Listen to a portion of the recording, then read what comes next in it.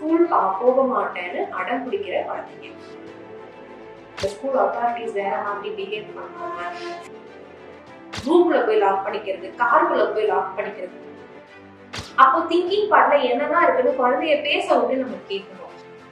School போற அந்த school refusal behaviour chronic high ஸ்கூலுக்கே திருப்பி போக முடியாத நிலைமைக்கு போறதுக்கான வாய்ப்புகள் ஜாஸ்தியாகிட்டே போகுது. ஒரு கான்ட்ராக்ட் மாதிரி டீல் பேசணும். நீ இத்தனை நாள் கரெக்டா ஸ்கூலுக்கு போனேன்னா நான் உனக்கு இதெல்லாம் பண்ணி தரேன். தயாரா இருக்கணும். But still ultimate goal should be going to the school.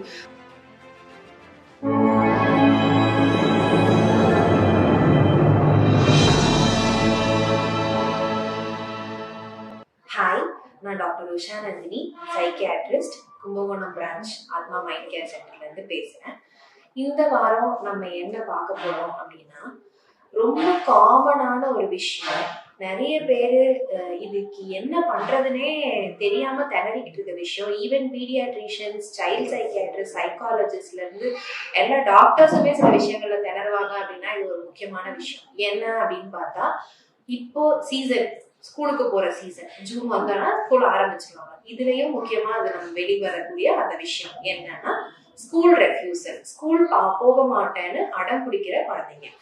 இது என்னென்ன மாதிரி எல்லாம் மேனிஃபெஸ்ட் ஆகும்? ஸ்கூலை கட்டடிச்சுட்டு சுத்துறவங்க, இல்ல அம்மா அப்பா வந்து நீ இதை பாத்துக்கோ, தங்கச்சியை பாத்துக்கோ, இல்ல வீட்டுல பாட்டியை பாத்துக்கோன்னு சொல்லி அடிக்கடி லீவ் போட சொல்றது, இல்ல அந்த குழந்தைக்கே வந்து ஆஸ்மா இல்லைன்னா ஏதோ ஒரு உடம்புல ஒரு பெரிய வியாதி, அடிக்கடி டாக்டர் கிட்ட போகணும் அப்படின்ற மாதிரி லீவ் போடுறது, இது எல்லாமே வந்து ஸ்கூல் ரெஃப்யூசல் பிஹேவியர்ல நம்ம வராது. இது எல்லாம் வேற அவசியமான விஷயங்கள்ல வர விஷயம். அதே மாதிரி ஸ்கூல்ல ஏதோ ஒரு பிரச்சனை, அவங்க வந்து ஒரு புல்லிங்னால, ஏதோ ஒரு காஸ்ட்னால டிஸ்கிரிமினேட் பண்றாங்க, இல்ல ஸ்கூல் அத்தாரிட்டிஸ் வேற மாதிரி பிஹேவ் பண்றாங்க, ஃபீஸ்னால ஏதோ வேற மாதிரி பிஹேவ் பண்றாங்க, இதனால ஸ்கூலுக்கு போகாம இருக்கிறதும் ஸ்கூல் ரெஃப்யூசல் பிஹேவியர்ல வராது. அப்ப ஸ்கூல் ரெஃப்யூசல் பிஹேவியர்ல எதெல்லாம் வரும்?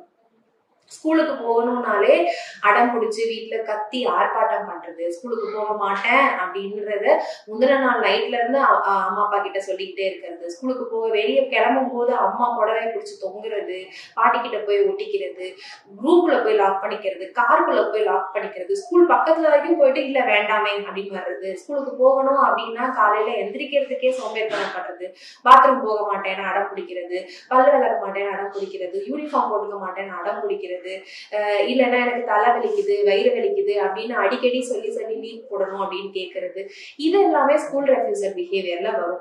இது ரொம்ப காமனா அப்பப்ப லீவ் போடுறதெல்லாம் நம்ம கேள்விப்பட்டிருப்போம். அப்பப்ப லீவ் போடுறது ஒரு பழக்கமாகி, எஸ்பெஷலி இந்த கோவிட் லாக்டவுனுக்கு அப்புறம் சில குழந்தைங்க எல்லாம் மாச கணக்குல ஸ்கூலுக்கே போறது இல்ல, வருஷ கணக்குல ஸ்கூலுக்கே போறது இல்ல, ஸ்கூல் அத்தாரிட்டிஸ்ட பேசி எக்ஸாம் மட்டும் வந்தெல்லாம் எழுதிட்டு போற பசங்க எல்லாம் இருக்காங்க. இது ரொம்ப காமனா நடக்குது. இதை எப்படி அட்ரஸ் பண்றது அப்படின்னா, ஃபர்ஸ்ட் இந்த ப்ராப்ளமுக்கு என்னென்ன ரீசன்ஸ் வருதுன்னு நம்ம பார்ப்போம். ஸோ ஃபர்ஸ்ட், ஜென்ரலா ஸ்கூல் பத்தின ஒரு பேச்சு எடுத்தாலே ஒரு பதட்டம் வரக்கூடியது, ஜென்ரல் டிஸ்ட்ரெஸ் அபவுட் ஸ்கூல்னு சொல்லுவாங்க. ஸ்கூல் பஸ்ஸுக்கு போறதுல வந்து மேபி அந்த குழந்தைக்கு ஒமட்டர சென்சேஷன் இருக்கலாம், இல்ல டீச்சர் யாராவது திட்டுவாங்கன்னு தோணலாம், இல்ல கேண்டீன் போறதுக்கு பயமா இருக்கலாம், ரெஸ்ட் ரூம் போறதுக்கு பயமா இருக்கலாம், இல்ல ஸ்கூல் பத்தி அந்த பக்கம் போனாலே ஒரு பதட்டம் அந்த குழந்தைக்கு வரலாம். ஸோ இது மாதிரி இருக்கிறதுலாம் ஜென்ரல் டிஸ்ட்ரெஸ் அபவுட் ஸ்கூல் அப்படின்ற ரீசன்ல நம்ம எடுத்துக்கணும்.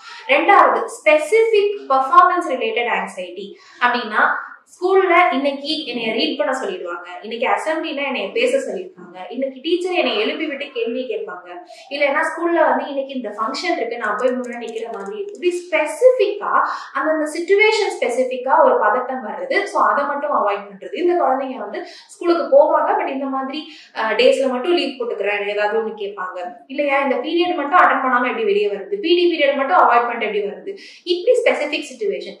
சில குழந்தைங்க எல்லாரும் முன்னாடியும் உட்காந்து சாப்பிடுறதுக்கு சங்கடப்படுவாங்க, எல்லாரும் முன்னாடியும் பேசுறதுக்கு சங்கடப்படுவாங்க. ஸோ தனியா டாய்லெட்ல பக்கத்துல உட்காந்து சாப்பிடுறது, இல்லைன்னா வந்து மித்த குழந்தைங்களோட இல்லாம தனியா போய் எங்கேயாவது உட்காந்துக்கிறது, இந்த மாதிரியும் இந்த குழந்தைங்களோட பிஹேவியர்ஸ் இருக்கும். இது ரெண்டும் ஸ்கூல் ரிலேட்டட் ப்ராப்ளம். அடுத்து, வீடு சம்பந்தப்பட்டமான ப்ராப்ளம். ஒண்ணு, ஒரு அம்மா அப்பா இல்ல ஃபேமிலியில ஏதோ ஒரு ப்ராப்ளம், அவங்களோட குழந்தைக்கு அட்டாச்மெண்ட் ப்ராப்பரா இல்ல, அவங்களோட அட்டென்ஷன் வேணும் வேணும் அப்படின்னு ஆசைப்படுற குழந்தையா இருக்கும்.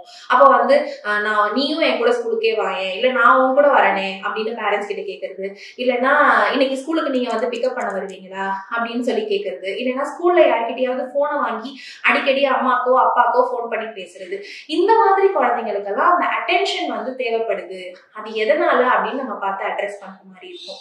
4வது முக்கியமான ப்ராப்ளம், ஸ்கூலுக்கு போய் லீவு போட்டு பழகியோ இல்ல ஸ்கூலுக்கு போகாம இருக்கிறதுனாலயோ வீட்டுல வேற ஏதாவது பண்ணி பழகிடுறது. ஃபார் எக்ஸாம்பிள் டிவி பார்த்துட்டே இருக்கிறது, போன் நோண்டிட்டே இருக்கிறது, இல்ல அம்மா அப்பா கூட ஆபீஸ்க்கு போய் பழகிறது.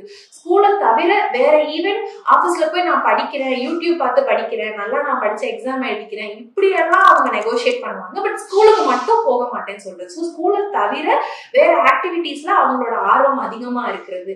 இது 4வது ரீசன். ஸோ இந்த ரீசன்ஸ் எல்லாம் நம்ம எப்படி அட்ரஸ் பண்றது?